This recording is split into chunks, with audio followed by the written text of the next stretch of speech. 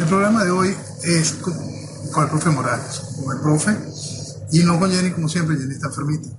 Y los programas con el profe siempre toman caminos especiales y a veces nos alejamos de puntos importantes a tocar con respecto a la actualidad que atiende directamente a nuestra realidad.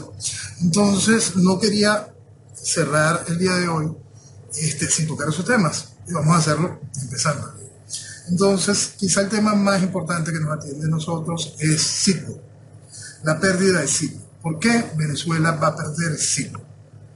¿Por qué Venezuela pierde Citgo? Es parte del legado de Chávez, ¿cómo no?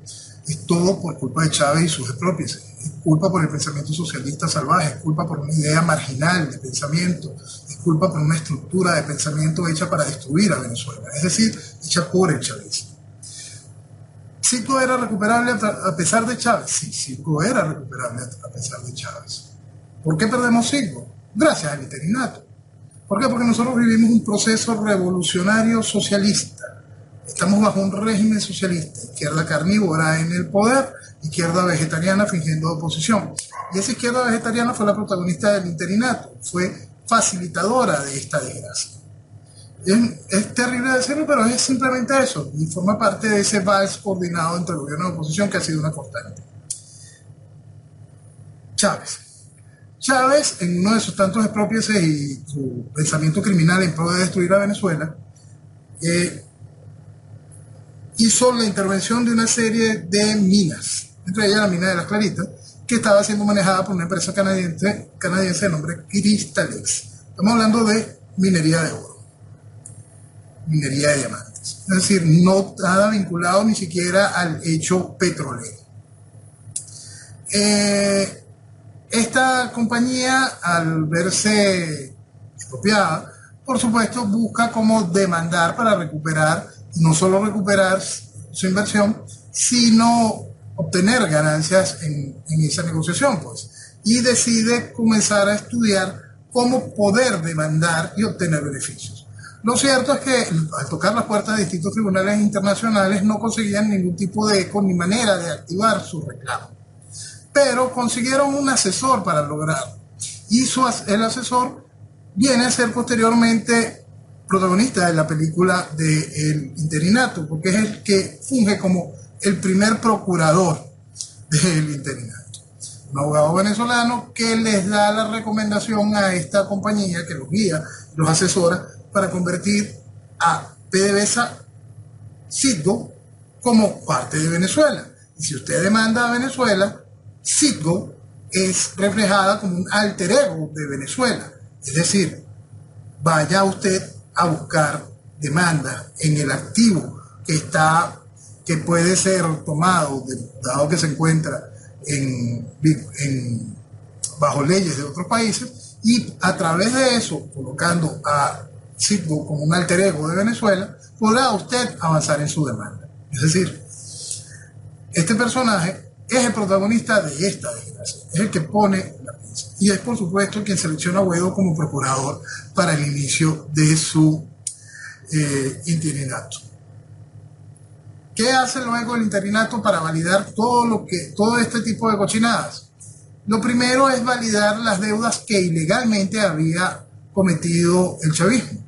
Una de ellas es lo que se llamó el bono 2020, una deuda absolutamente ilegal, una deuda nociva para Venezuela en todos los sentidos, porque ponía en riesgo a Citgo precisamente, y una deuda que no fue reconocida por la Asamblea Nacional de ese entonces. Por lo tanto, la hacía absolutamente ilegal. ¿Qué hizo la oposición a través del interinato? ¿Qué hizo el interinato de Guaidó? Reconocer los intereses de esa deuda y empezar a pagarlo. Con eso, ¿qué se logró? La legitimación de todo lo que hizo posible después la realidad del hoy. La realidad del hoy es que no solo Crystalex, sino cualquier cantidad de empresas aprovecharon de sacar los dientes y se aprovecha de esa realidad para avanzar en contra de Venezuela toda. Perder Citgo no es lo que piensan algunos pendejos. Citgo, estamos hablando de refinerías especialmente adaptadas para nuestro crudo extrapesado, refinerías que están en los Estados Unidos. Estamos hablando del abanderamiento de cualquier cantidad de estaciones de servicio, estamos hablando de líneas completas de productos derivados del petróleo que salen a través de nuestras refinerías. Es terrible porque forma parte de todo lo que hizo Chávez para la destrucción de todo el gran motor de Venezuela, que es nuestra estructura petrolera. Lo primero que hizo Chávez en eso fue llegar y rematar a Beba Oil, lo cual nos permitía una triangulación extraordinaria dentro del mercado europeo. Todo lo que hizo Chávez y el chavismo para destruir a Venezuela y al venezolano, y eso hay que tenerlo en cuenta. Y esto que sucede con Citgo es simplemente el legado de Chávez, en continuación con el trabajo denodado de eso que funge como oposición para continuar esa destrucción, para que esa destrucción sea armónica. ¿Está perdida Citgo? Técnicamente está perdida Citgo. Es muy difícil que vayamos a obtener algún tipo de, ni siquiera una compensación media sobre esa increíble inversión y esa increíble ancla para el desarrollo petrolero. Es terrible. Y es eso, es ese todo. Chavismo y oposición trabajando en conjunto para la destrucción de Venezuela. Es un gran negocio lo que hay detrás también, porque hay que ver todo lo que ha sido el movimiento accionario con lo que tenía Rosneft, y cómo Rosneft de repente decidió vender sus paquetes de acciones y quiénes son sus compradores, cómo están vinculados a estructuras de los bolichicos y a estructuras que forman parte de ese conjunto que va a tener grandes ganancias todavía con la destrucción de Venezuela. Van a seguir teniendo inmensas ganancias en ese sentido. Otro punto importante a tratar, sin duda, es lo que está sucediendo en Ecuador. Lo que está sucediendo en Ecuador es terrible. ¿Y va a avanzar? Sí, todavía va a avanzar. ¿Cómo se detiene? Solo se detiene de una manera vertical si el gobierno de Noboa logra terminar de estructurar una alianza que debería ser natural, recta y por justicia. Simplemente las Fuerzas Armadas haciendo el trabajo que se le ordena desde la presidencia. Y que las estructuras policiales se sumen de manera directa a entender que esa es la línea. La línea no es otra que salvar el Ecuador. ¿Qué motiva este acto criminal, terrorista, delincuencial? El eje de izquierda. El eje de izquierda, todo está vinculado a Correa, todo viene del proceso de la revolución ciudadana que impuso Correa. Y como eso no se extrajo, sino se ha permitido y se ha hecho como constante el juego de la democracia, y tuvimos a Lenín Moreno como opositor de Correa, ministro de Correa, amigo de Fidel, como vino después de Correa. Y después tuvimos el gobierno que calificamos desde el inicio como absolutamente desechable, que fue protagonizado por el actual presidente. Ahorita no vale la pena, ni siquiera recuerdo el nombre del personaje, pero de una vez en su momento calificamos a ese gobierno ni siquiera como gobierno en pausa, sino desechable. Y así fue, ni siquiera logró cumplir el periodo. Hoy, Noboa, que se ha presentado como un hombre, dice de manera clara que no es de derecha, se identifica con la izquierda, lo que llamamos la izquierda vegetariana, se encuentra frente a esta realidad, el avance del único eje que siempre trabaja en conjunto, de verdad, en la base de lo que es la izquierda. El socialismo y crimen siempre van de la mano y está llevando la cuota de esto. Todo eso a través de un fenómeno que mucho es financiado, por supuesto, con dinero venezolano.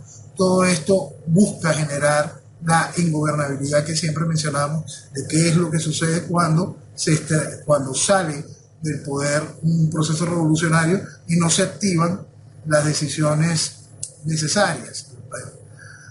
Decisiones necesarias en el caso de Venezuela, juro, se llama dictadura, un gobierno de fuerza que venga detrás de la extensión del gobierno revolucionario.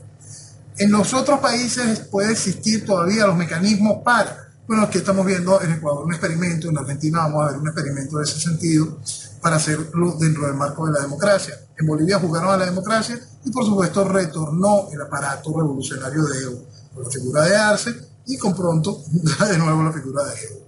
Entonces el jugar a la democracia tiene sus costos. Vamos a ver si este juego en Ecuador logra activar lo correcto, que la Fuerza Armada, la estructura policial y que el presidente entiendan que lo primero es Ecuador y lo que hay que salvar es a Ecuador, no salvar a los delincuentes, no salvar el crimen, no salvar a la izquierda. Eso es importante y es un reflejo de mucho de lo que tiene que entender Venezuela sobre su futuro y cómo va a accionar Venezuela de tener una oportunidad de extraer a la tiranía. Otro punto fundamental es lo que está sucediendo en Medio Oriente, por supuesto en la península arábiga, en el Mar Rojo, y en específico en lo que tiene que ver con Yemen. Yemen y los hutíes, los rebeldes hutíes. Yemen, los rebeldes hutíes e Irán.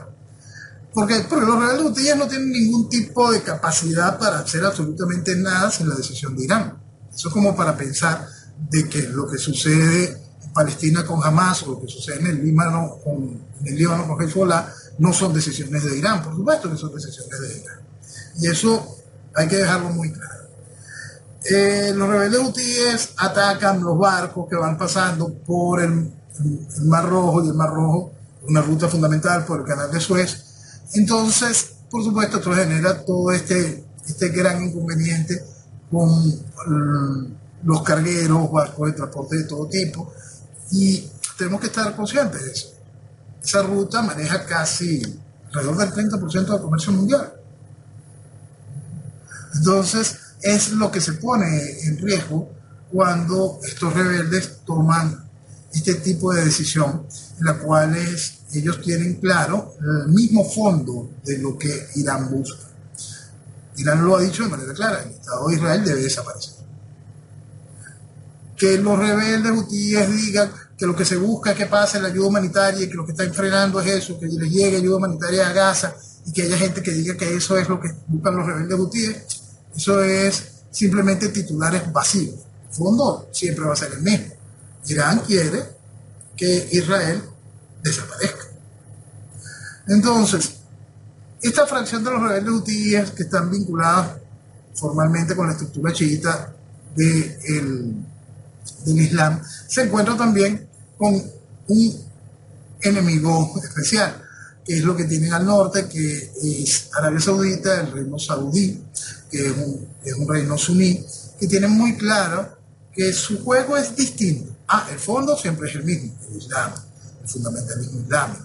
Pero cómo lo juegan internacionalmente lleva sus espacios. Y de vez en cuando el príncipe que gobierna Arabia Saudita decide divertirse matando hutíes. Ahora se ha mantenido un poco aparte en este juego, viendo la reacción de Estados Unidos y Reino Unido frente al bombardeo que han ocasionado esta semana. ¿Se calienta más Medio Oriente? Depende de la decisión de Irán. Hasta dónde Irán va a decidir jugar con su proxy. No es una guerra proxy, porque vemos directamente involucrado a Estados Unidos y a Reino Unido. El que está jugando con un proxy es solamente Irán. Es un punto caliente al que hay que prestarle muchísima atención. En el eje en el cual nos involucró el chavismo, en este eje del proceso revolucionario neocomunista fundamentalista, por supuesto las palabras que saldrán de parte del gobierno chavista, de parte de Maduro, serán de refuerzo a la causa de los rebeldes hutíes, serán de refuerzo a Yemen. Nosotros lo que tenemos en la actualidad, y es en la actualidad, en común con Yemen, es que somos un Estado fallido. Yemen es un Estado fallido absoluto desde hace bastante más de 15 años. Hoy, el chavismo ha convertido a Venezuela en eso. Y simplemente hay que decirlo bajo la frase real. Porque una de las cosas que definen un Estado es el control por parte del Estado de su soberanía. Venezuela no controla su soberanía. El gobierno de Venezuela no controla la soberanía de Venezuela. Por lo tanto, es un Estado fallido. ¿Quieren sumarlo además? ¿Quieren sumar el hecho de que tenemos 8 millones de personas, mucho más de 8 millones de personas fuera de nuestro territorio? ¿Quieren sumar el hecho de que hemos tenido proceso hiperinflacionario de 1.000.000%? ¿Quieren sumar el hecho de que la principal reserva petrolera de Venezuela, del planeta, perdón, que es Venezuela, la han puesto a comer de la basura? Si no entienden que esos son logros del chavismo para generar un Estado fallido, todavía no estamos entendiendo nada de la verdad. Si no entienden que esa realidad, que ese Estado fallido, al cual ha convertido el chavismo de Venezuela, está absolutamente controlado por el aparato revolucionario y creen en la fantasía electoral, están muy lejos de entender absolutamente nada de lo que ha sucedido en estos 25 años. Ahora lo dejo con el programa, con el profe. Y quisiera que de mucho de lo que se dice en el programa con el profe y de ese contacto con la realidad latinoamericana y de lo que es el latinoamericano y el daño que está ocasionando, traiga eso que siempre nos ha separado y distinguido del resto de los latinoamericanos. Eso que hacía que Venezuela estuviese siempre aparte cuando en Europa se hablaba de los sudacas, ¿no? Uno llegaba a España y, no, yo soy de Venezuela, es de Venezuela. El punto era aparte. Es terrible, pero es algo del cual Venezuela tiene que aprovecharse. Venezuela tiene que recuperarse y convertirse de nuevo en un faro de libertad, orden y progreso, tal como lo fue durante la dictadura del general Marcos Pérez Jiménez. Eso. En esa dictadura, Venezuela era un faro en el mundo de libertad, orden y progreso. Lo dejo con el profe, lo dejo con el programa con el profe. Y nos encontramos que estamos saliendo por toda Europa, o sea, por algunos países europeos sin que nos dijeran nada. Y Jenny puso un aviso, parece que están saliendo Francia, Portugal, Italia, están saliendo los programas a la hora que lo emitimos. Me parece extraordinario, ¿no? Que de alguna manera, después de 31 años continuados, es el mayor programa que existe en español en los Estados Unidos. Jenny, una de nuestras locutoras maravillosas y técnicas extraordinarias, tanto en Argentina como acá en los Estados Unidos, peleando siempre por acompañar a las comunidades socialistas que tenemos la gran mayoría de los países latinos. Yo no sé, agarró un cariño, yo diría, desde el punto de vista femenino, un amor en Venezuela increíble. Y parece que es necesario.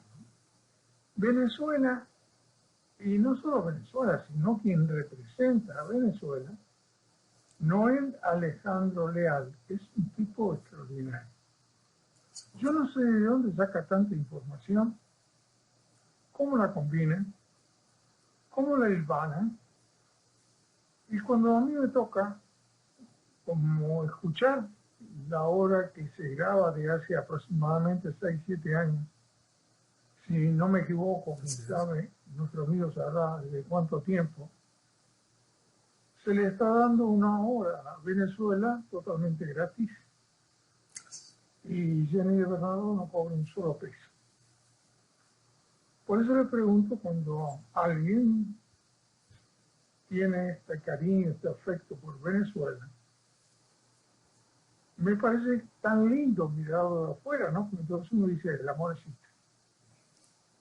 Y yo creo que eso es lo que yo puedo estar diciendo de esta locutora maravillosa, Jenny de Bernardo. Pero quieren que le diga una cosa. Pero las comunidades latinas son poco agradecidas. Pero la comunidad venezolana es extraordinaria. Es la única comunidad, después de 31 años, que siempre está agradeciendo esa puerta que le damos a su libertad. Pero en un país como Venezuela, donde los que son partidos políticos son todos de la Internacional Socialista, y acá se le hace una bomba bárbara a las mujeres, a las directores de esos partidos políticos, y resulta que son socialistas rajatabla. Y no se dan cuenta porque realmente hay gente política que no es que no piense, es que están programadas para pelearse uno con los otros, pero no tienen efectividad. Por eso yo me pregunto, tantos millones de personas que existen en un país y 3, 4 vivos los tienen controlados por muchos años y hacen de matar a sus hijos, su madre, su abuela, de hambre, y nadie reacciona, yo creo que esa comunidad de millones de seres humanos algo le falta. Porque muchos de estos tiempos se mataban a montones. En el caso particular, ustedes ven, en Ucrania están matando millones de personas por defender su patria. Y yo me pregunto qué pasa con Cuba, qué pasa con los países latinos que solamente se escapan para buscar comida. Pero voy a comunicarme a ver si me aclara la mente y puedo yo diría, comprender un poquito más con Noel Alejandro Leal, un individuo que entiende lo que es la libertad, entiende lo que son las diferencias entre los socialistas y los partidos políticos en Venezuela, que no saben ni quiénes son ellos, y tener un placer que me explique qué está pasando o cuál serían las perspectivas de ese maravilloso país que fue y tiene riqueza para ser uno de los primeros países del mundo. Muy buenas noches, Noel Alejandro Leal. Buenas noches, profe. Un abrazo, Jenny. Y gracias a todos por esta nueva oportunidad. Tú sabes que Jenny hace 3 días que no duerme. Tose. Sí. Hasta el gatito salió corriendo de la cama, pobrecito. Pobrecito. Y no se puede ya con todas las atenciones médicas y sigue tosiendo. Pero igualmente te manda saludos y preocupado que tú tienes que salir al aire. Gracias. Y eso es lo que me mandó o me ordenó que viniera a hacer. Gracias, profe. Y ojalá Jenny se recupere bien pronto y se sienta bien de nuevo. Bueno, yo creo que sí, porque dentro de poquito, dentro del 29 de enero, te van a hacer una operación del estómago, así que después va a quedar, vamos a tener que tener problemas, porque seguro que si va a quedar tan bien, imagino que yo, no sé si ocuparía un lugar más o no, pero realmente está muy esperanzada en la operación que tiene ahora el 29. Qué bueno, me alegra mucho. Mi querido Alejandro Leal, como hace tiempo que no tenemos una conversación, siempre estás con Jenny Bernard. Yo creo que es hora de que me expliques, por favor, si los venezolanos empezaron a pensar, aunque mueran unos miles, de poner un país libre o seguir siendo dominado por 3 o 4 mafiosos. Profe, yo creo que eso está en la mente de muchos venezolanos desde el inicio de todo esto. Y el venezolano ha puesto el pecho, y el pecho desnudo, en distintas ocasiones. ¿Por qué? ¿Y por qué no se consigue la victoria? Es decir, la extracción de la tiranía socialista. Porque más allá de la voluntad de una sociedad, siempre el eje que hace posible estos cambios es el liderazgo. Entonces, el venezolano en particular está sumido bajo un liderazgo que comulga con las ideas del régimen, es decir, un liderazgo que pertenece ideológicamente a la estructura socialista. El liderazgo, para más, es bastante mediocre en cuanto al entendimiento político real de la situación. Es un liderazgo que se basa en esa politiquería barata, que quizás los más brillantes políticos de aquí puedan servir como concejales o alcaldes en lo que es su capacidad administrativa, si tienen alguna. Pero con visión de Estado simplemente eso no existe en nuestra estructura política. Simplemente son bagazo del pensamiento político que puede elevar a un país. Y bueno, si tenemos que pensar por elevarlo, primero tenemos que pensar por sacar la tiranía para poder buscar ese espacio de elevar.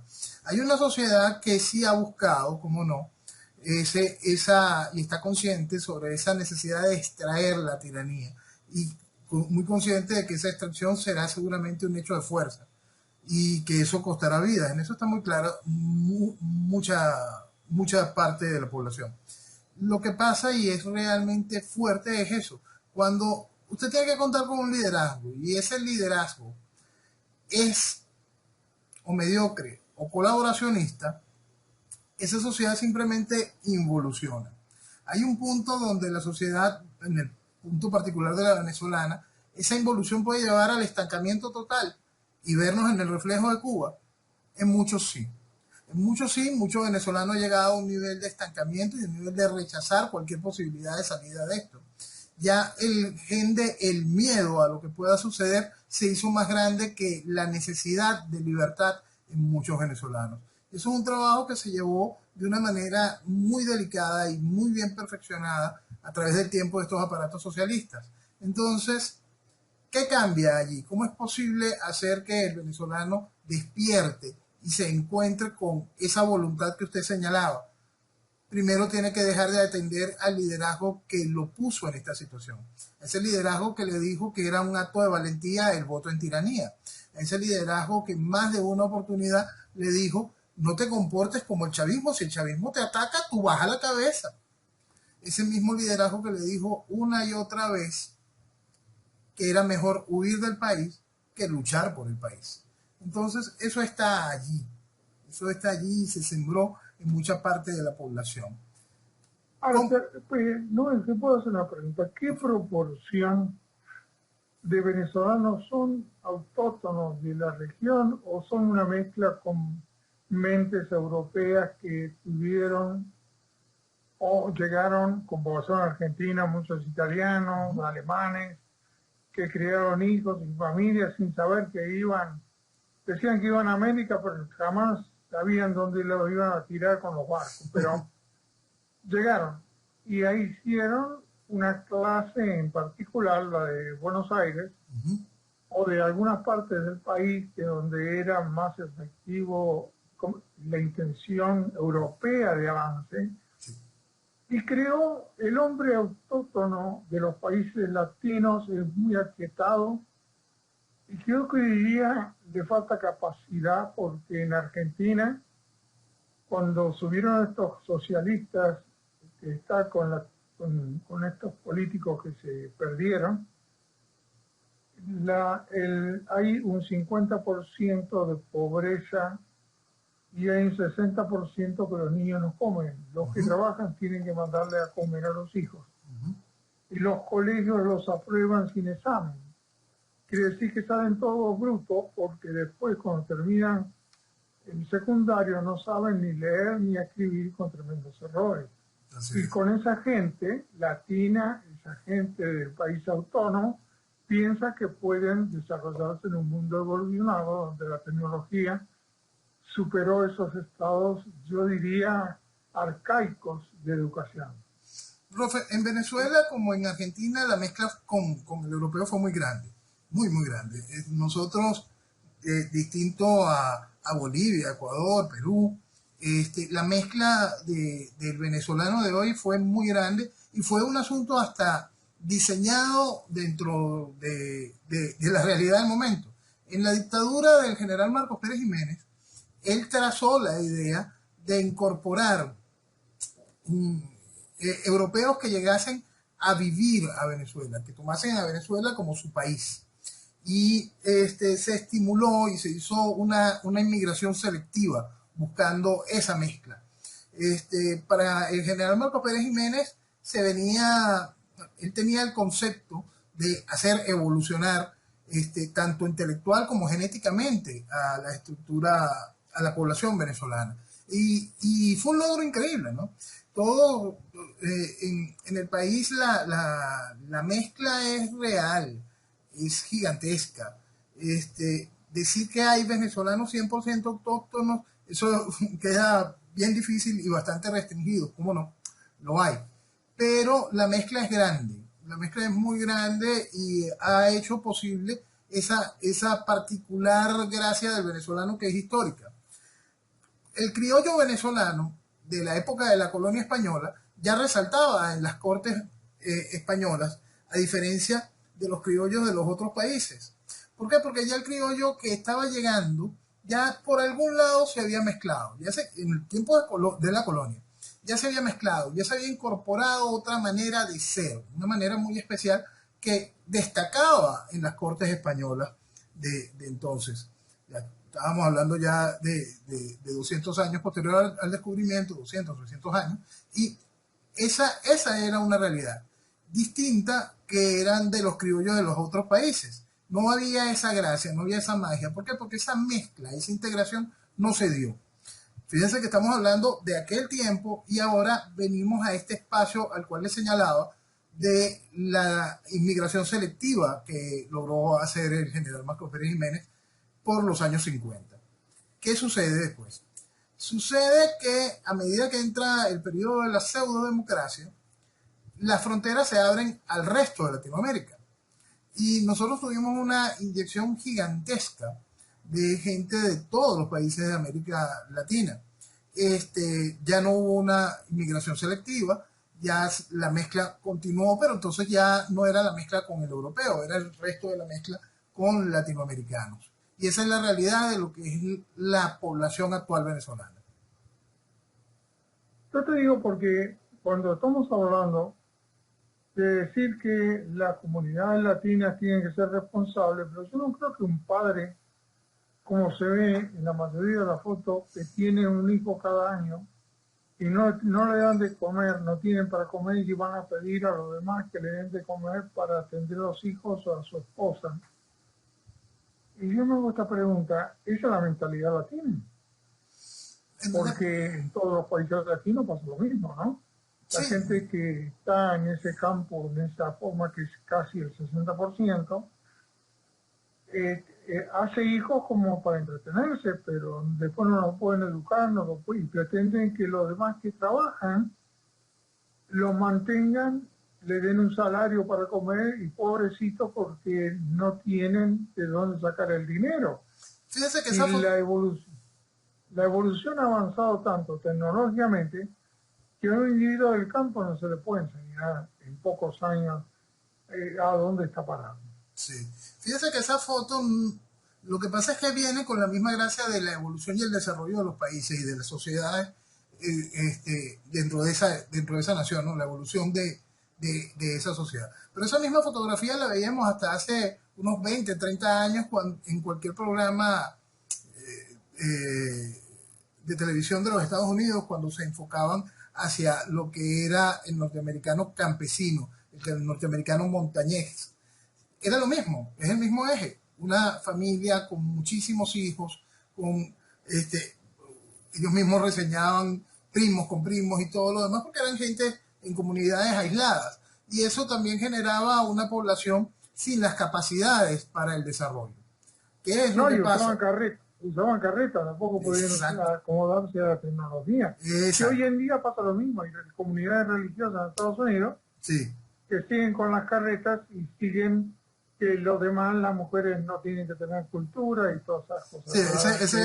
Y son religiosos. Sí, los cuáqueros y este tipo de gente, y los amis tienen esa estructura. Pero antes era un asunto general no religioso, ¿no? ¿Y qué cambió allí? Llegó el progreso, llegó esa oportunidad donde la sociedad empieza a encontrarse y encuentra las herramientas para el desarrollo.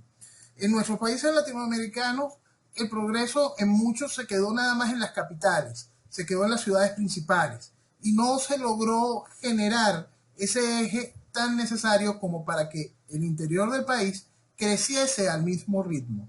Ese eje que es fundamental en el entendimiento para no permitir esos cinturones de miseria que abrazan a las ciudades. Eso que en Argentina llaman villas miserias, que nosotros aquí en Caracas llamamos barrios o cerros, que van ahogando. Y en Estados Unidos, en California, en Texas y en esos lados, la gente está tirándose en la calle porque no le alcanza con lo que gana para pagar una renta y están todos en carpas, en coches. Exacto. Fíjate qué interesante, yo di vivienda a 3 cubanos recién llegados o hace un poquito, pero eran alcohólicos. A uno lo tengo internado, el otro no cumple ni te mantiene una palabra, el otro trabaja cuando quiere. Yo me hago una pregunta, con ese tipo de mentalidad latina, ¿creen que vamos a desarrollarnos a nivel como está la evolución del mundo?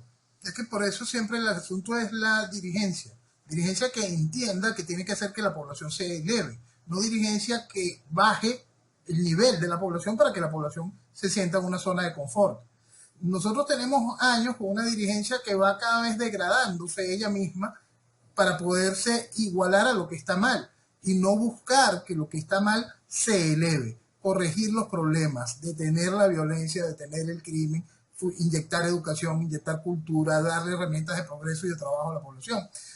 Ese es el verdadero mal latinoamericano, porque cuando uno pasa por cada uno de los países que han tenido algún punto de desarrollo, de espacio para el crecimiento, bien sea histórico como los europeos, o bien sea a través de esa máquina poderosa que fue el desarrollo de los Estados Unidos y que fue el pensamiento de los padres fundadores, está eso, ese liderazgo que logró cambiar las cosas, ese liderazgo que apuntó con un norte claro, que dijo hacia allá es, y con estas herramientas es como lo vamos a lograr. En Latinoamérica, si bien nuestros próceres hicieron el trabajo de conseguir el espacio de la independencia, faltaron fijar bases reales para el desarrollo de una visión de nación, de una visión de construcción, de una visión de real independencia para el desarrollo de nuestras ciudades. Entender más ciertas voces que clamaban por ese desarrollo intelectual, voces como la que Venezuela exportó a Chile, la de Andrés Bello, voces que en nuestros tiempos modernos sonaron muchísimo más, como la de Arturo Larprietri para los venezolanos. Esas voces no terminaron. Exacto. Son voces que buscaban elevar. Bolívar, ¿no? El mismo Bolívar tenía todos sus conceptos en ese buscar ese desarrollo intelectual, pero la realidad es que en el mismo pensamiento del Libertador estaba claro que había un gran problema en eso. Por eso es que el pensamiento del Libertador era tan centralista y no federalista, porque él estaba muy consciente de que había un alto grado de inmadurez que había que desarrollar. Entonces, el tiempo de Venezuela que, como la gran mayoría de nuestros países latinoamericanos que vivieron los periodos de guerra e independencia, técnicamente era una guerra civil entre los que buscaban la independencia y los que no. Después Venezuela vivió su propia guerra civil, que la desangró de una manera cruenta. Después Venezuela vivió la etapa de los caudillos, que mantenían imposibilitado el desarrollo de nación como tal. Y entonces es cuando llegamos por fin a 1900. Llegamos al periodo de la dictadura del general Juan Vicente Gómez, que en su ejercicio de casi 27 años logró consolidar a Venezuela, logró hacer a Venezuela, generar la hacienda pública de Venezuela, generar un ejército formal y una gran cantidad de cosas que le dieron el cuerpo estructural a Venezuela. Entonces, si nosotros queremos contar la realidad venezolana en lo que es el desarrollo de Venezuela, tendríamos que entrarnos en 1900. Entonces estaríamos hablando apenas de 120 años. Y esos 120 años... Una preguntita. Una pregunta. Yo creo que falta acá explicar qué es un ser humano. Porque no conocemos nada con ver los defectos o los aciertos de algunas comunidades. Pero realmente los seres humanos, ¿qué son? ¿Cómo se crea una estructura humana manejado, programado como somos los seres humanos? Que si no naces en una familia pobre no tienes elementos en tu mente como para ampliarte, si no es que te mandan a un colegio lejos de tu casa, si no te mantienes con la misma brutalidad y la misma manera de comer que viste en tus padres o otro entorno. Y se transforman en manadas, o sea, tú tienes que controlarlos porque no tienen capacidad de creación. Por ejemplo, y no quiero hablar de otra comunidad, sino de la comunidad en que yo originalmente nací, que es la Argentina, tuvo que salir Milei, un tipo solo, sin entrar en política, para decir que los socialistas habían hundido el país. Y los otros, que son argentinos atrasados, que son el 60-70% que está cobrando una miseria y se conforma con una miseria para comer, para que los que trabajen les paguen, y no los pagan tampoco, porque hasta ahora la deuda que hay es porque gastaron más de lo que podían. Entonces me hago esta pregunta. Con esa mentalidad latina, ¿tú crees que vamos a desarrollarnos? Porque Milei lo está haciendo, pero veo que es el único y algunos cuantos que se asociaron. Sí, porque pero yo no veo que los argentinos tengan esa mentalidad como naturalidad, por decirlo de alguna manera. No la tienen. Y no la tienen, y el resto de los latinoamericanos tampoco. La gracia siempre es eso, el liderazgo. Las grandes transformaciones sociales dependen del liderazgo. Un liderazgo que sí evolucionó, un liderazgo que sí está consciente del problema ideológico, un liderazgo que está consciente del problema social, un liderazgo que está consciente de el gran lastre social que ha sido generado por un proceso socialista que ha ido degradando a los individuos. Y entonces hace eso. que pensemos que la raza latinoamericana como tal no pueda avanzar. Lo que pasa es que, ¿cómo puedes avanzar cuando el liderazgo lo que ha buscado es hacer que esa población se retrase? Lo que tenemos que buscar es ese cambio donde individuos ajustados a una vanguardia deciden cambiar la situación, deciden expresarse de una manera clara y logran tener eco en la población. Una de las grandes desgracias que ha vivido Venezuela es que ese eco de libertad, progreso, desarrollo, futuro, orden, ha sido vetado por las estructuras comunicacionales. Una de las ventajas que tuvo Milei es que él era un producto de una corporación mediática, pues.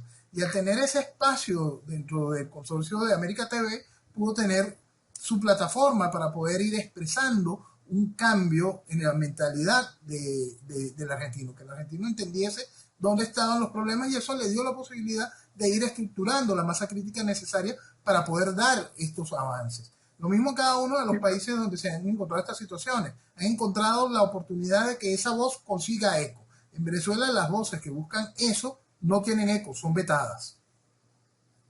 Ahora, yo te voy a esta pregunta. Yo no sé si en Venezuela pasa lo mismo, pero aquí en Miami tú vas a contratar a una persona y nadie cumple el horario. Son todos mentirosos. Y yo te hablo de que alguno tiene que ser norteamericano para que cumpla el horario que prometió. Pasa lo mismo en Venezuela, que la gente no tiene respeto por la otra gente. Acá nadie, ni los mecánicos, ni los que te piden, llegan, te piden excusas, llegan 2 horas tarde, 1 hora tarde, no te llaman, que me olvidé o lo que sea, y son irresponsables en una organización social como los norteamericanos. Sí, hay una tremenda diferencia. La irresponsabilidad. Yo no sé si en Venezuela pasa lo mismo. Sí, la irresponsabilidad es uno de los grandes vicios que tiene mucho venezolano en general. Es uno de los grandes defectos.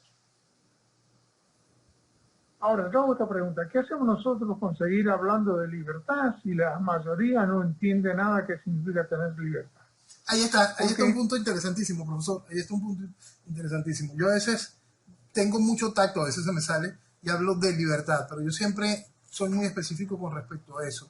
Yo soy un fiel creyente de las libertades y creo que para la construcción de la libertad está el hecho de cuando somos responsables de cada una de las libertades que hace posible la consecución de la libertad como tal. Y es allí algo muy importante que falla en nuestras poblaciones. Ese vicio de la responsabilidad que usted señalaba, hay que tener muy claro que la libertad implica responsabilidad. Entonces nosotros tenemos que estimular ese desarrollo de responsabilidad. La mayoría de las veces en las sociedades, y más en las sociedades como la nuestra, y se ha demostrado históricamente con los fenómenos dictatoriales, los fenómenos de responsabilidad van de la mano de la imposición del orden y de hacer cumplir el orden. Entonces va cambiando la sociedad. Nosotros tuvimos 2 experimentos no dictatoriales, pero que fueron muy interesantes para ese cambio. Lo hemos citado aquí un par de veces, como fue el desarrollo del Metro de Caracas durante sus primeros 20 y pico de años, 30 años, y lo que fue el lanzamiento del municipio Chacao. ¿Qué había bajo eso? ¿Por qué la sociedad en el Metro de Caracas se comportaba de una manera muy especial? ¿Por qué ante el nacimiento del municipio Chacao había ese comportamiento? Porque había, 1, la exigencia del orden, y 2, estimular lo correcto. Entonces, cuando tú tienes una sociedad que desde la cúpula, desde el liderazgo, lo que se estimula es irresponsabilidad y el vivalapepismo, no buscar estimular el orden, el desarrollo, el buen comportamiento, por supuesto usted tiene este caos. Es decir, se pueden hacer experimentos que se conviertan en el deber ser de todo ciudadano. Sí, cómo no, se logra hacer y se logran hacer esos cambios. Volvemos a lo mismo, liderazgo que lo imponga. ¿Cómo el liderazgo lo va a imponer? Lo estimula un tiempo, lo impone por la fuerza, después lo cultiva para que nazca en ese proceso de transformación, y eso es vital.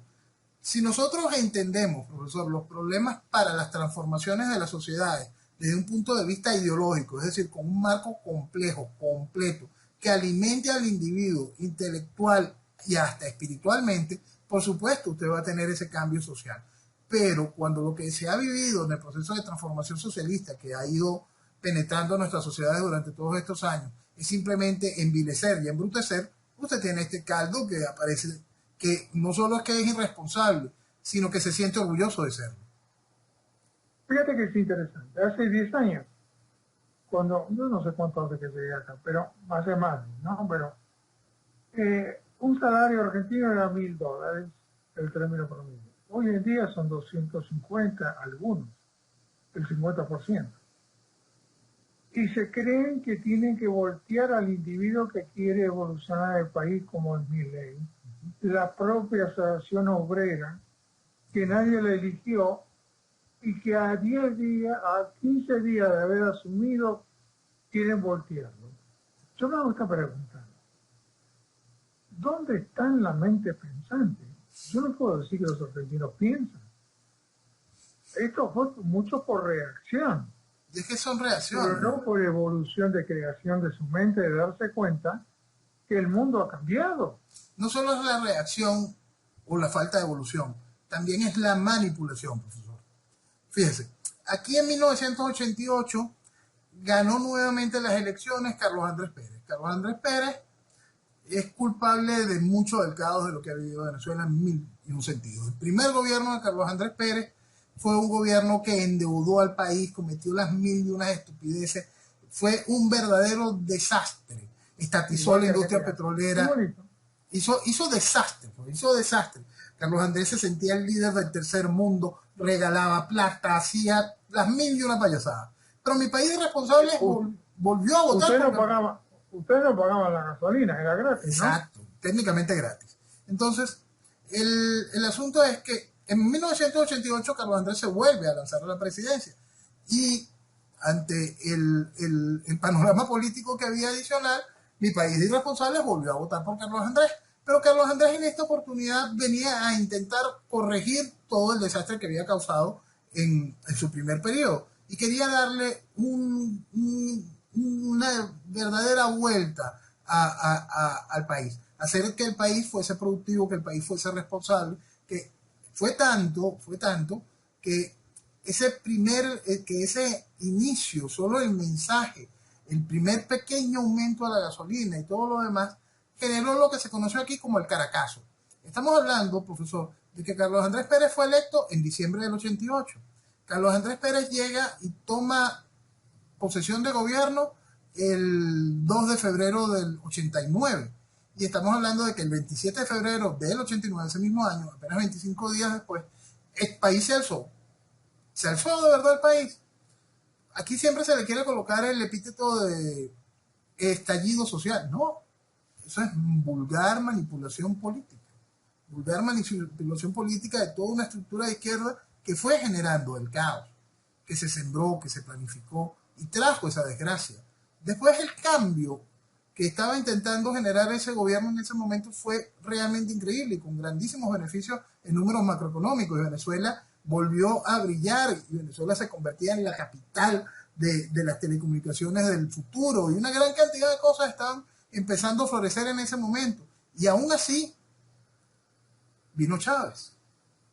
Entonces llegó Chávez, hizo su primer intento de golpe y aún así la economía seguía caminando, aún así la esperanza estaba en Venezuela. Había un gran cambio, había una visión distinta del país. Se estaba empezando a ser responsables como nación para poder transmitir eso a la responsabilidad de la sociedad y de los individuos.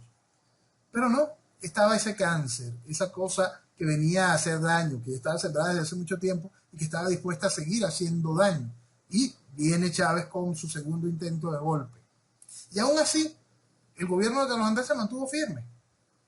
Y se mantuvo firme hasta que su propio partido, Acción Democrática, genera un antejuicio de mérito y lo extrae del poder, terminando de matar lo que quedaba de la pseudodemocracia que nosotros vivíamos en ese momento. Es decir, el cáncer del socialismo está realmente metido en las entrañas de Venezuela.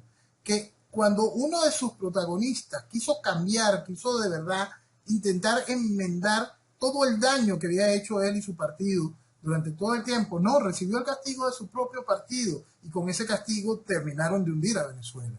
Le abrieron las puertas del infierno, es decir, le abrieron las puertas a Chávez, al chavismo y a toda esta parte de la izquierda carnívora con la que siempre ellos habían convivido y soñado.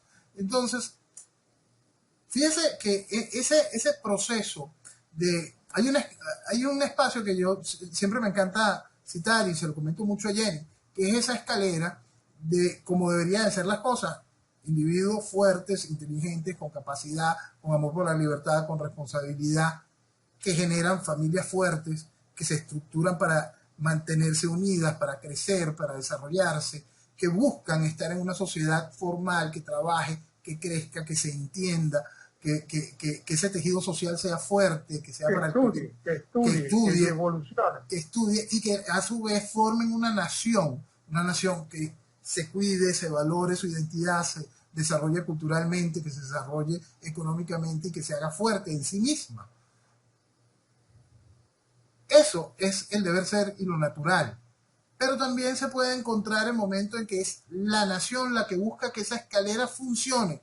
¿Por qué? Porque se logró colocar en el liderazgo de la nación gente que tiene esa mentalidad correcta, gente que busca ese cambio. Y desde la nación se busca estimular la responsabilidad para dar valor a las libertades. ¿Se puede lograr? Sí, experimentos se han hecho en el mundo en más de una oportunidad. El mejor ejemplo sin duda es el de Singapur, pero sobran ejemplos donde es esa, la identidad de la nación, el liderazgo que se abroga una nación y ejecuta los cambios. Nosotros lo vivimos durante la dictadura del general Marcos Pérez Jiménez. Es decir, ¿se puede hacer? Sí. ¿Se puede cambiar al individuo? Es difícil. ¿Se puede estimular que el individuo cambie y se transforme? Sí, para bien y para mal. Todo proceso ideológico socialista busca la transformación del individuo para convertirlo en bagazo. Entonces, ¿qué es lo que hay que hacer? Buscar un proceso ideológico que busque la transformación del individuo para convertirlo en responsable de sus libertades, en responsable de su estructura como familia, en responsable del desarrollo de la nación y forma parte integral de esa nación, responsable del desarrollo de la sociedad y que forme parte integral del desarrollo de la nación. Es decir, esa es la gracia. Noel, por eso que tenemos que hablar con realidades en el sentido de que creemos que el individuo puede ser libre y pero resulta que en los países que han avanzado, como China, por ejemplo, que es comunista y que tiene un solo control, pues los manipula a los millones de chinos y va a ser una de las potencias primeras del mundo. ¿Qué quiere decir esto? Por eso te decía, ¿saben los seres humanos quiénes son? ¿O son una especie de animal que tiene que ser programado para vivir? Y basta de decir de libertad, no la tiene, no sabe lo que es. No solo es que no lo sepa lo que es, profesor, sino que también entramos en periodos de cualquier cantidad de trampas que hacen que estas realidades que estamos viendo hoy sean tan incómodas o difíciles de entender. China y su poder comercial, su poder empresarial, su desarrollo económico y todo lo demás, pasa por un periodo donde tuviste a cualquier cantidad de millones y millones de seres humanos simplemente esclavizados. Y aún hoy están esclavizados y hasta están esclavizados mentalmente. Mientras que en la sociedad occidental se fueron buscando cada vez reducir más las horas de trabajo, se fueron buscando cada vez más implementar soportes para el desarrollo. Pasamos lamentablemente del desarrollo cultural a simplemente estimular el ocio. Se hicieron cosas muy buenas para esa oportunidad donde el ser humano como tal, gracias a los distintos procesos de desarrollo e industrialización, no tenía que ser un esclavo, sino simplemente podía dedicarse a ser una persona comprometida con el desarrollo de su entorno y su nación. Eso llegó al grado del descuido, eso llegó al grado de convertir a mucho individuo no solo en lastre social, sino en enemigo de la propia libertad y enemigo del desarrollo. Pero aquel lado siguió estructuralmente esclavizado. Por eso cuando se planteaba la estructura simplemente de globalización y no de globalismo hacia donde nos llevan, ya había que entender ese desfase, entender que no podía jugar con las mismas reglas de aquel, porque aquel ya había generado una sociedad que estaba acostumbrado a ser sumisa, a ser controlada, a ser esclavizada. Mientras que del otro lado había generado una sociedad que mucho tiempo había conquistado sus derechos no solo laborales, sino civiles, que son la base que aquellos todavía tienen negados. Entonces, nunca se podía equiparar eso y por lo tanto no podía haber una real apertura comercial. Cuando no se ve los aspectos, por eso es que siempre señalo lo ideológico y lo político como un hecho total, complejo, completo, y nada más queremos ver el asunto desde un punto de vista económico, por supuesto que China es un éxito. ¿Quién lo puede negar? Población controlada, durante muchos años jugó con la moneda como le quiso, como le dio la gana, hacía todo tipo de apalancamientos muy lejos de lo que pudiese ser el mercado abierto, el mercado libre, pero que hoy China utilice las herramientas correctas porque su enemigo, es decir, Occidente, está golpeado porque no tiene cómo enfrentar aquella maquinaria, no quiere decir que aquello sea bueno. Quiere decir que aquí se cometieron excesos y que aquellos siguen con la mano muy bien apretada. Entonces, ¿qué es lo que nosotros tenemos que buscar? Corregir nuestros excesos y entender cuáles son las realidades, más allá de las realidades simplemente económicas. Entonces, sí, pero pasa lo mismo con nuestros países. Mientras que nosotros hagamos programas de radio expresando intelectualmente, la mayoría no lo entiende. Y lo único que hace es entretenerse para escuchar ruidos. El problema está que tiene que ser responsable. El ser humano tiene que comprometerse por el honor de su hija, su familia y su futuro. sí, pero hoy en día no Y podemos esperar. lamentable, nosotros no la tenemos. Esperamos que nos regalen todo eso otros que trabajan. Y No, otros que trabajan lo hacen a su manera. Y me parece muy bien, porque los vagos van a tener que seguir siendo vagos. Entonces, ¿por qué no le decimos la verdad? ¿No? Señor, usted quiere tener un país bueno, empiece a estudiar y a ser responsable. No a sentarse a ver televisión y esperar que el gobierno le mande 50 pesos para comer a su familia. Hay que hablarle, yo digo, claro, porque no entienden de otra manera. sin duda, pero es que eso No simplemente... podemos ser intelectuales como yo veo acá que vienen y le dicen viva la democracia, que yo, cuando vienen acá usan la democracia y ya se aprovechan de lo que ya está creado y no cumplen ningún horario. Yo te pregunto, este tipo de mente va a destruir cualquier país y los latinos vienen a Estados Unidos a destruir el orden que hacen los norteamericanos en cumplir sus horarios. Y nosotros nos importa un pepino. Estamos destruyendo los Estados Unidos, que nos está haciendo un favor de que estemos allá adentro. ¿Por qué un favor? Porque te da salud, te da trabajo y te hace la oportunidad de estudiar. Si no, no avanzas. Hay que hablarle claro, los latinos no saben comportarse de esa manera. Profesor, el Basta asunto... de acariciarlos, de decir que son buenos, que son cariñosos, sí, pero con eso no comen. Sí. Lo que pasa es que el asunto es que por más claro que tú le hables a la población, mientras la población encuentre el otro que sí le va a hablar dulce y le va a mentir, por supuesto se va a ir con el que le va a hablar dulce y lo va a mentir. Entonces, por eso, por lo menos en el caso particular de lo que yo veo en Venezuela, más allá del caso de que no existe posibilidad de salida electoral, si hubiese aquí algún tipo de posibilidad de cambio en ese sentido, la población seguiría buscando un falso dulce antes de tener que admitir una amarga verdad. Es la realidad, no importa que se le hable claro si no hay el cambio o el espacio para poderlo obligar hacia ese orden. Es difícil de asimilarlo en esa realidad, porque si bien podemos despertar a una masa crítica, esa masa crítica no va a crecer porque no se va a sentir encantada con el mensaje.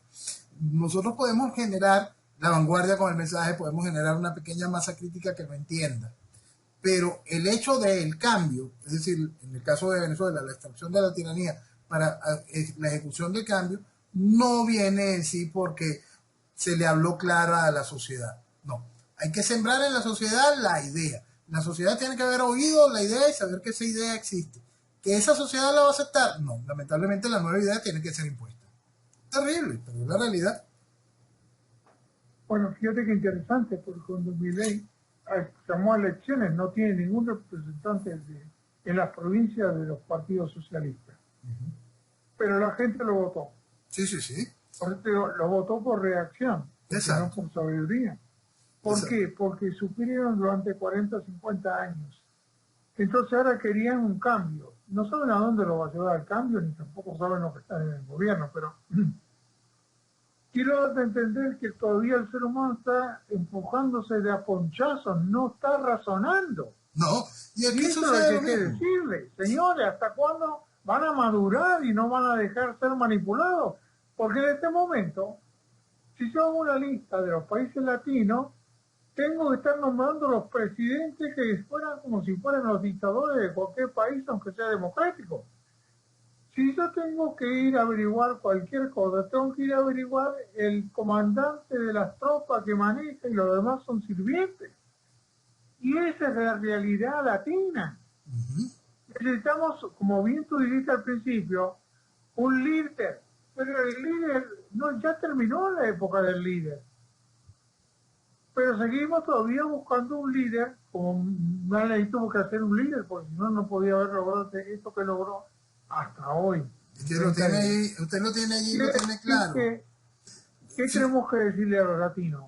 Basta de buscar líderes, estudien, asóciense, pero quieren ser socialistas, destruyense, como fueron destruidos la mayoría de los países. Fíjate que el tipo yo no me acuerdo qué país, es el que metió preso a casi 40.000 ladrones que se hicieron en Estados Unidos y los mandaron para de vuelta a su país, los deportamos nosotros y ahora los tiene a todos presos en calzoncillos durmiendo en el suelo.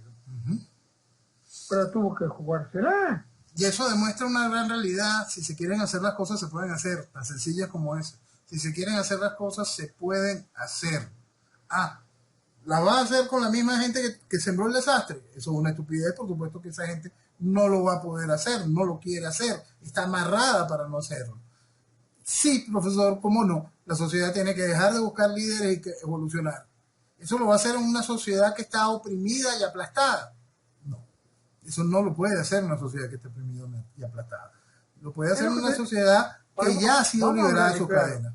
Ahí que vamos a aclarar, ustedes no están capacitados. Esa es la verdad. Quieren importar algún líder para que los maneje y los manipule. Es la única manera, o evolucionan ustedes por sufrimiento. No hay otra, no tienen. No es que los latinos puedan llegar a ser hombres, son buenos. Yo no estoy diciendo que sean malos, ojo. Lo que estoy diciendo es que están atrasados y su manera de pensar es antigua.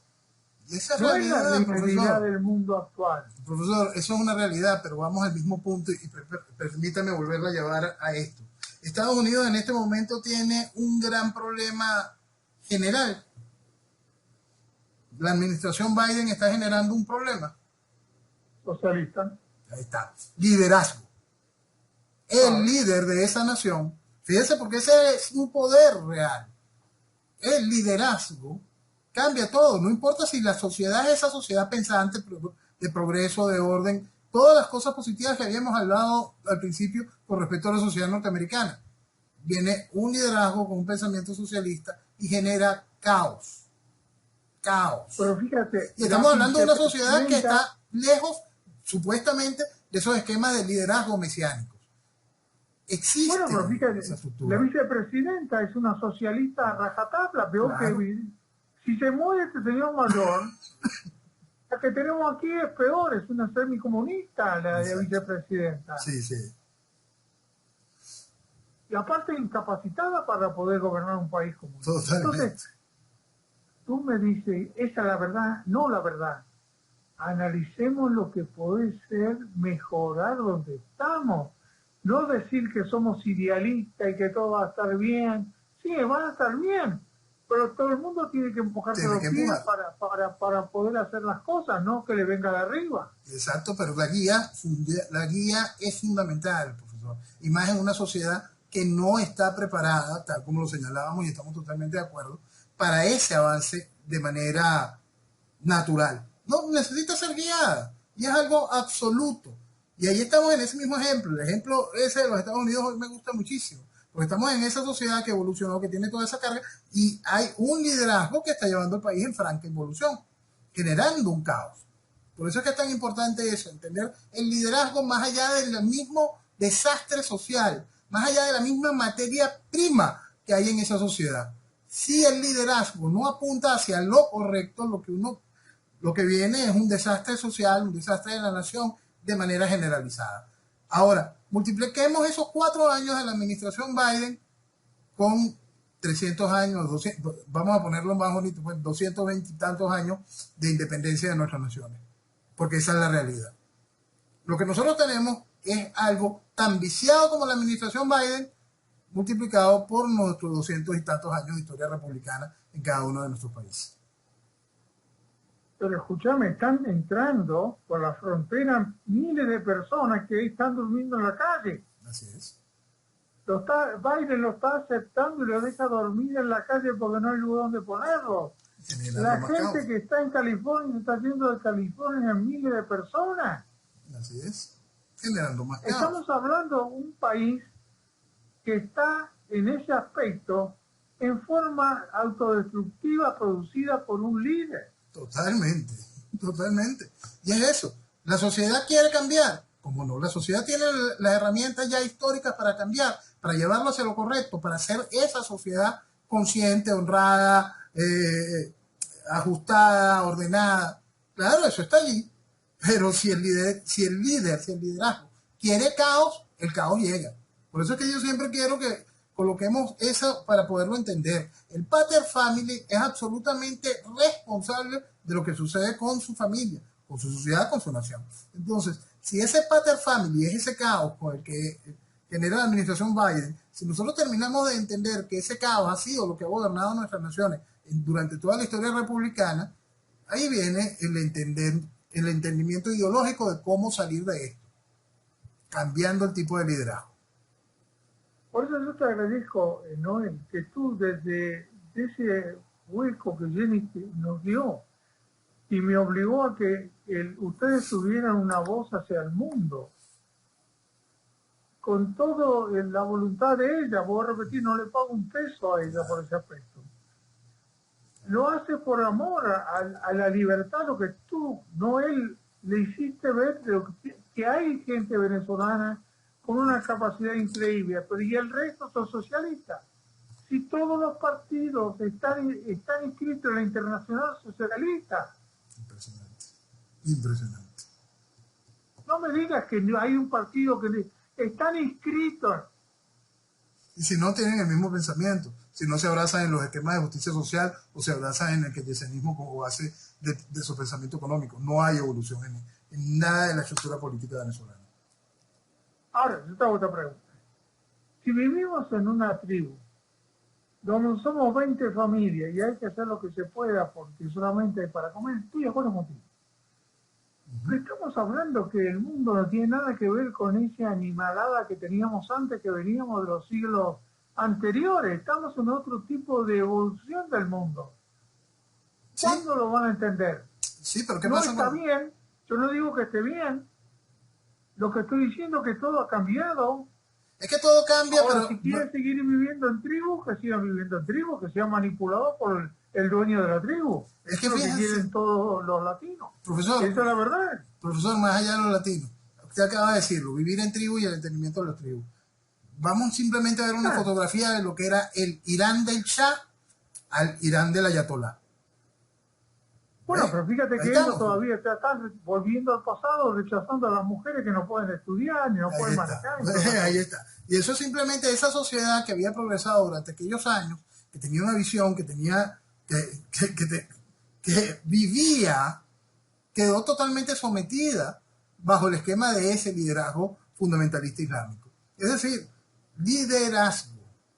Las sociedades son cambiables. Estados Unidos tomó el control de ese país. Nos fuimos y volvió a lo que eran ellos en su esencia. Si no, tenés que darle de comer porque no saben gobernarse. Ahora, Noel, hemos terminado la hora. Para mí siempre te admiro. Gracias, profesor. Y espero que tú seas el representante, muy pocos de los venezolanos que saben vivir en libertad y que expresan. Y que nosotros vamos a tratar, particularmente Jenny, abriendo todas las puertas que se pueda porque algunos venezolanos entiendan en dónde están y la capacidad que tiene ese país en riqueza. Enorme, enorme. Gracias, profesor. Entonces, Noel, Te agradezco, para mí es un placer enorme, hace tiempo que no habíamos hablado, pero sí hay que agradecerle mucho a Jenny de Bernardo, Mucho. que los aprecie y los quiera y busque la libertad de ustedes. La verdad es mucho. Gracias, profe, gracias, Jenny, gracias a todos y muy buenas noches y que viva Venezuela. viva Venezuela.